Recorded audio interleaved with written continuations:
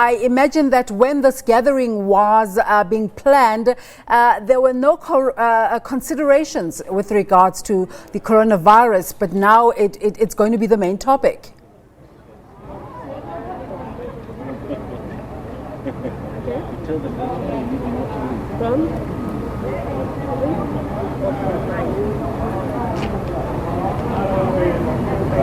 A very good morning, Dumelo. Are you able to hear Johannesburg?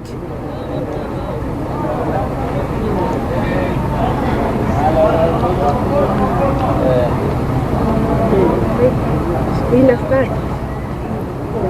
can start. Yes. Well, Desiree, the 53 countries and ministers from 53 countries have started arriving here in the Kruger National Park for that meeting. You remember that the African Forestry and Wildlife Commission is happening here at the Kruger National Park. And also that's when the ministers actually are arriving from different countries, and also delegates are arriving from different countries to come and listen to the implementation and also policies that are going to be laid out here by the experts that are also expected to be here. And also this meeting is also in conjunction with the United Nations Food and Agriculture Organization, and we're going to speak to the representative from that organization, Dr. Francesco Pieri. Just talk to us about what is expected to happen in the next 4 days that this conference is going to take place here in Kruger National Park. Good morning. Thank you for the question. This is the 22nd edition of the Wildlife and Forestry Commission in Africa.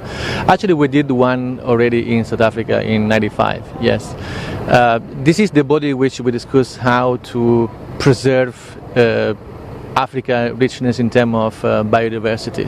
20% of the territory of Africa is covered with forest, and this is being challenged by the effects of climate change, which includes desertification, the advancement of dry lands. So this is an African richness, but it's a world heritage for everybody. So how do we preserve this biodiversity, which means how do we set in a condition that it is being preserved for the next generation, but at the same time how do we use it for generating green jobs, sustainable jobs, especially for youth and women. There is a lot that can be done in terms of, for instance, generating green jobs out of ecosystems management, ecotourism, even sustainable extraction of products out of the forest. So we are gathered today, many delegates from all around Africa, for discussing sustainable practices.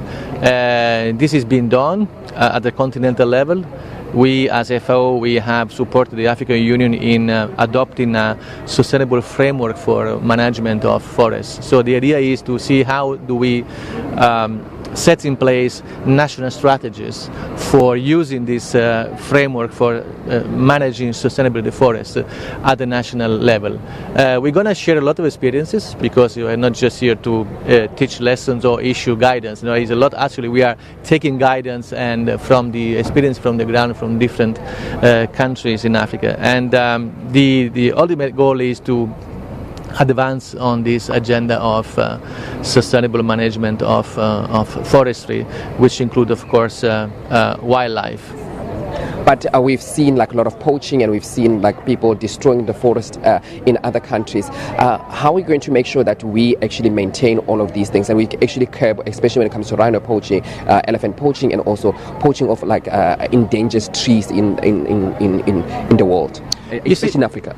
Yes. In Africa, not only in Africa, you see there is a big competition for natural resources among very different interests, for poor people, from governments, private companies, different interest groups. So there is big competition. The idea is how do we manage to get at this? That's why we do need a frank and open discussion in neutral bodies as the UN. We are, as FAO, we are a UN agency. So we do provide the ground for discussing how to preserve this. We do know that there are different settings for poaching. For instance, sometimes poor people are in the put in a situation of need to poach because it's a source of livelihood for them. Okay, so how do we address the livelihood of these people? In order for them to avoid to poach natural resources and to have sustainable jobs. This is the discussion that we are having. Okay, thank you so much, Dr. Pieri.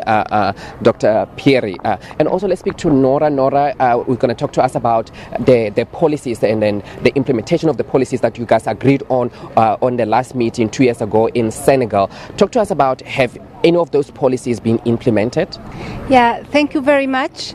There were different recommendations actually to the countries as well as to FAO to support the implementation of different policies and initiatives and boosting really the implementation of sustainable forest management and wildlife in Africa. And today we will be reporting back as FAO but also as member countries to showcase the implementation of these measures. And many of them, they have been done, including, for example, the development of the action program for the African Forestry and Wildlife Commission that will be reviewed here and put before the member countries to adopt it. This is one. The second is about working as a cross-sectoral collaboration, including food security, ending hunger, sustainable management of forests and wildlife to support ecosystem services and sustainable production and conservation of these resources. The third point, there were some issues that were raised as recommendations related to illegal exploitation of forest and wildlife products, as well as how to boost more, let's say, education and profession and attract the youth and women in order to support education and raising awareness on these fields. And in this commission session, we will have 2 high-level dialogues to speak about that and to provide some practices and initiatives to have lessons learned. And more importantly, biodiversity is at the heart of this session. That's why the theme of the 22nd session of the African Forestry Wildlife Commission and the 6th African Forestry Wildlife Week is about forest and wildlife, Africa's diversity for shared prosperity and security, which means we will look at the different value chains, including wood and non-wood forest products like charcoal, like gums and resins, and so forth. And we will be also looking at restoration of the biodiversity. It is really important to say that the UN General Assembly has adopted in March 2019 the UN Decade on Ecosystem Restoration 2021-2030. Yeah, and FAO with other UN agencies and partners and member countries is spearheading the implementation of this decade in order to boost restoration of degraded lands and degraded forests and wildlife resources to support the social, the economic and environmental benefits for the livelihoods, for the production systems and the landscapes of Africa. So this is really very important, and we will be also launching a journal, the issue of this journal, which is called Nature et Faune, which really provides different case studies, practices from the countries, nature-based solutions from the countries that are really promoting